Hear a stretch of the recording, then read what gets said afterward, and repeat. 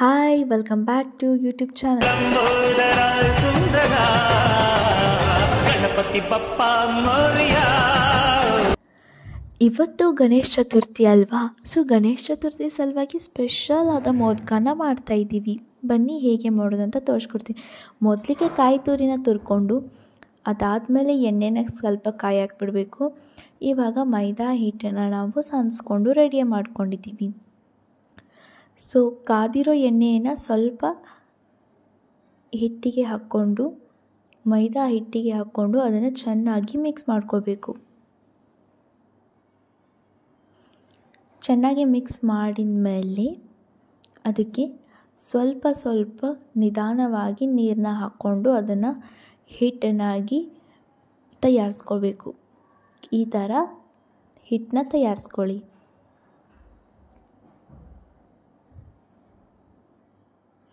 ಇವಾಗ ಹಿಟ್ಟು ರೆಡಿಯಾಗಿದೆ. 5 ನಿಮಿಷ ಬಿಡೋಣ. ಅಲ್ಲಿವರೆಗೆ ನಾವು ಅದರೊಳಗೆ ಸ್ವೀಟ್ ಹಾಕಬೇಕಲ್ಲ ಮೋದಕಕ್ಕೆ. ಸೊ ಸ್ವೀಟ್ನ ತಯಾರಿಸ್ಕೊಳ್ಳೋ ಬನ್ನಿ. ಕಾಯಿ ತುರಿ 1 ಗ್ಲಾಸ್ ಹಾಕಿ, ಹಾಗೆ 1 ಗ್ಲಾಸ್ ಬೆಲ್ಲನ ಹಾಕಿ ಅದನ್ನು ಲೋ ಫ್ಲೇಮ್ನಾಗೆ ಇಡಬೇಕು.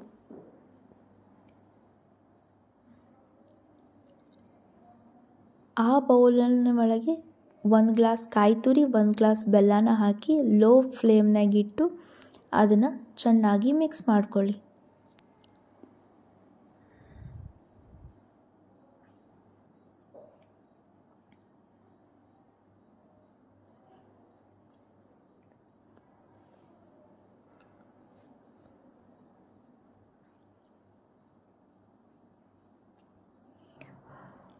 ಈ ಥರ ಆ ಸ್ವೀಟು ರೆಡಿ ಆಗುತ್ತೆ.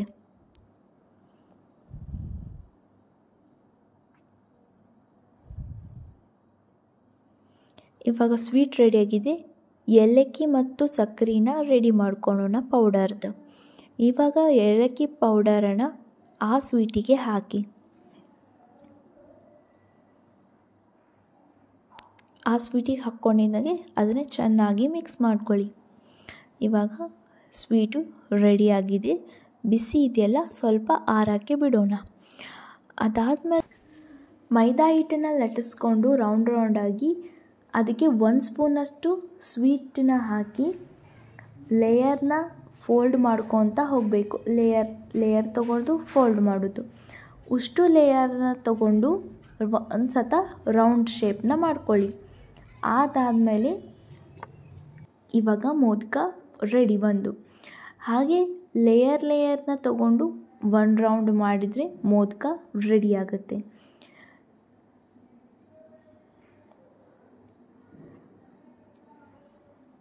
ಇವಾಗ ಮೋದಕ ಎಲ್ಲ ತಯಾರಾಗಿದೆ.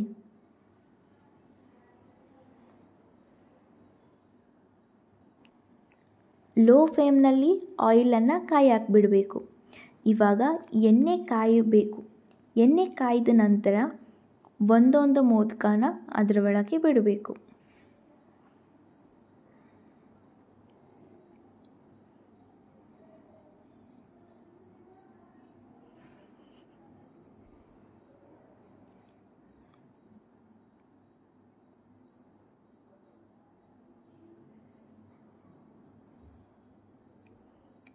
ಅವು ಬ್ರೌನ್ ಆಗೋ ಮಟ್ಟ ಹಾಗೆ ಫ್ರೈ ಮಾಡಬೇಕು. ಇವಾಗ ಮೋದಕ ರೆಡಿಯಾಗಿದ್ದಾವೆ. ಮೋದಕ ಮಾಡೋದು ಎಷ್ಟು ಸಿಂಪಲ್ ಅಲ್ವಾ? ನೀವು ಕೂಡ ಈ ರೆಸಿಪಿನ ನಿಮ್ಮ ಮನೆಯಲ್ಲಿ ಗಣೇಶ ಚತುರ್ಥಿ ಹಬ್ಬದ ದಿವಸ ಇದನ್ನು ಟ್ರೈ ಮಾಡಿ. ಎಲ್ಲರಿಗೂ ಮತ್ತೊಂದು ಸಾರಿ ಹ್ಯಾಪಿ ಗಣೇಶ ಚತುರ್ಥಿ. ಈ ವಿಡಿಯೋ ನಿಮಗೆ ಇಷ್ಟ ಆದಲ್ಲಿ ಲೈಕ್ ಮಾಡಿ, ಶೇರ್ ಮಾಡಿ ಹಾಗೂ ಸಬ್ಸ್ಕ್ರೈಬ್ ಮಾಡಿ. ಮರೆಯದೆ ಬೆಲ್ ಐಕಾನ್ನ ಪ್ರೆಸ್ ಮಾಡಿ. ಯಾವಾದರೂ ಹೊಸ ವೀಡಿಯೋಸ್ನ ಅಪ್ಲೋಡ್ ಮಾಡಿದಾಗ ನಿಮಗೆ ಫಸ್ಟ್ ನೋಟಿಫಿಕೇಷನ್ ಬರುತ್ತೆ. Thank you.